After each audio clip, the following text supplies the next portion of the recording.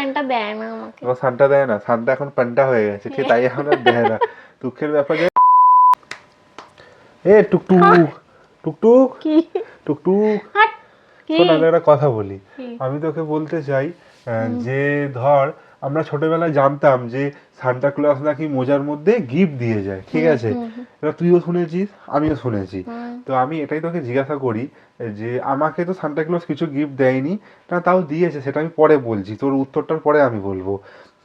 কিন্তু তোকে কিছু কি গিফট দিয়ে গেছে রে? সান্টা ক্লজ এসে এরকম কোনো গিফট দিয়েছে? হ্যাঁ হ্যাঁ, বল আমাকে না। ছোটবেলায় দিত। কি দিত?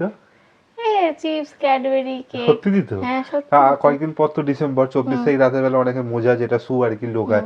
তো তুই কি লোকাবি এখন? এখনো কি লোকাস? ওই জিনিসটা কন্টিনিউ করিস? এটা আগে বলতো।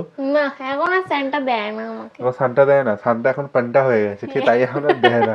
দুঃখের ব্যাপার যে যাদেরকে সান্টা গিফট দিয়েছে, তো অবশ্যই তারা কমেন্টে জানাও তোমাদেরকে কি কি গিফট দিয়ে গেছে সান্টা ক্লজ। চলো বন্ধুরা, টাটা। সামনে 25শে ডিসেম্বর, তোমরা খুব ভালো করে এনজয় করো।